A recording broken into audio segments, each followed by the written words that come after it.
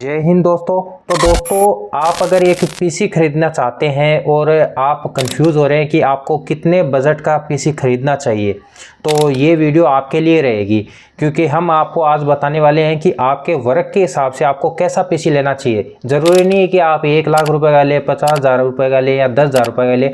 जो आपका वर्क है आपको वो समझना है।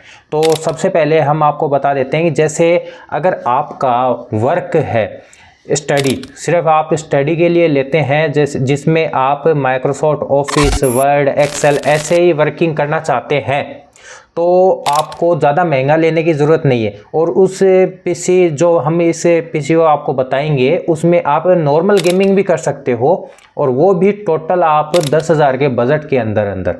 मतलब कि हम आपको बताते हैं कि अगर आपका सिर्फ स्टडी का काम है तो आप H61 मदरबोर्ड i3 का 3rd जनरेशन या i5 का 3rd जनरेशन प्रोसेसर आप लगाकर एक पीसी बिल्ड कर सकते हैं, जो 5,000 में बन जाएगा। उसमें हम आपको एक फ़ोटो साथ में दिखा रहे हैं। ये एक किट आती है जिसमें मदरबोर्ड, प्रोसेसर, रैम और CPU फैन, ये 4 चीज़ें मिलती है। उसके अलावा एक SSD बच गई और एक नॉर्मल सा कैबिनेट और SMPS।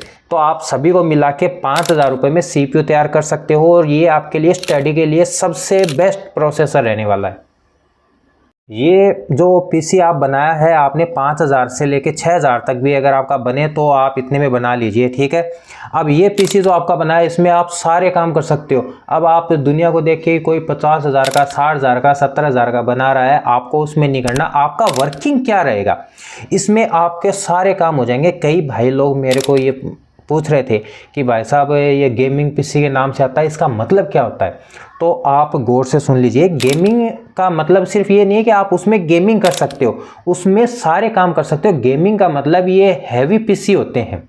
अगर आपका हैवी काम नहीं है तो आपको इतने महंगे लेने की ज़रूरत नहीं है। तो एक भाई मेरे को काफ़ी दिन से कमेंट कर रहा था कि भाई ये गेमिंग वाले हैं, मेरे ऑफिस वाले काम कर देगा या नहीं करेगा। तो उस भाई के लिए हमने बता रहे हैं कि आपके लिए सबसे बेस्ट रहेगा कि आप ये जो हमने अभी फ़ोटो दिखाई है ऐसे करके आप बिल्ड कर लीजिए, या फिर आपको एक और ऑप्शन देते हैं रिफर्बिश्ड डेस्कटॉप, जो आपको अमेज़ोन पे मिल जाएंगे। ये आपको पिक दिखा रहे हैं। ये ऐसे आपको ना 6,000 से लेकर 9,000 के बीच में आपकी जो भी कॉन्फ़िगरेशन है उसके हिसाब से आप ले सकते हो। ये लेने का आपको ये फ़ायदा हो जाएगा कि माइक्रोसॉफ्ट ऑफिस, वर्ड, एक्सेल ये आपको प्रीमियम क्वालिटी के आपको इसमें मिल जाएंगे, और जो आप घर पे बिल्ड करोगे उसके अंदर ये नहीं मिलेंगे। तो ये आप ले सकते हो अगर आपका नॉर्मल वर्क है, ठीक है। अब वो लोग जो गेमिंग करना चाहते हैं नॉर्मल, ज़्यादा हैवी नहीं, तो ये जो पीसी हमने बताया है 6-7 हज़ार रुपये का, ये आप बना लीजिए। जैसे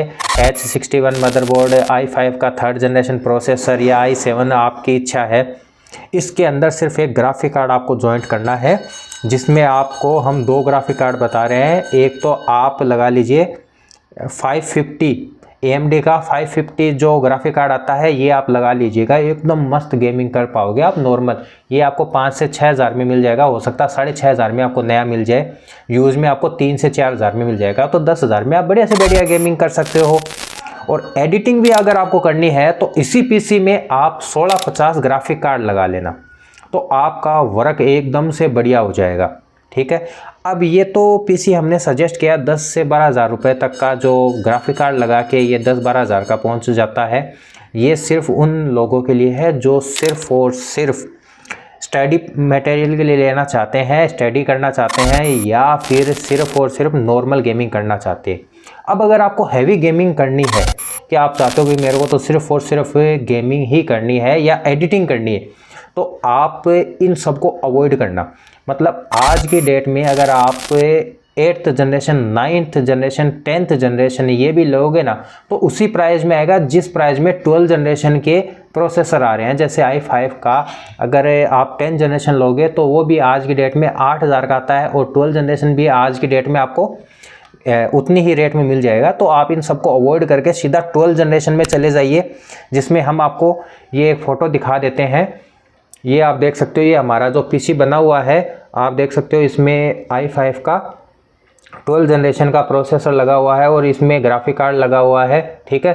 तो तो आप अगर हैवी गेमिंग करना चाहते हो तो ये आपके लिए बजट सही रहेगा। अब इसका क्या बजट है ये अगर आप देखना चाहते हो तो हमारी प्रीवियस वीडियो आप देख सकते हो। हमने ये एक छोटी सी वीडियो इसीलिए बनाई है कि कुछ भाई लोग जो सिर्फ़ और सिर्फ अपनी स्टडी के लिए लेना चाहते हैं उनके लिए हमने एक छोटी सी इन्फॉर्मेशन वीडियो बनाई है कि आपके लिए इतना महंगा लेने की ज़रूरत नहीं है, आप सस्ता भी लेके अपना काम कर सकते हो।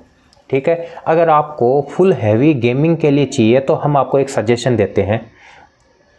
अगर आपका बजट 30,000 तक जाता है, 30 से 35,000 में, तो मैं बोलूँगा कि आज की डेट में आप DDR4 तो लेना ही मत, आप सीधा DDR5 में चले जाओ। जैसे i5 का 12th जनरेशन प्रोसेसर लेना, ये 8,000 में आपको आज की डेट में मिल जाएगा। ये MSI का बॉम्बर वाईफाई मदरबोर्ड है, ये सबसे बेस्ट बजट फ्रेंडली मदरबोर्ड है। ये आपको 8 से 10,000 के बीच में मिल जाएगा। अमेज़ॉन फ्लिपकार्ट के ऊपर क्या है कि वो ऑफर्स चलते रहते हैं, तो कई लोगों ने 8,500 में 8,000 में भी इनको बाय किया है। अब ये 12,000 दिखा रहा होगा, लेकिन ऑफ़र लगाओगे तो 9-10 हज़ार के आसपास आपको मिल जाएगा।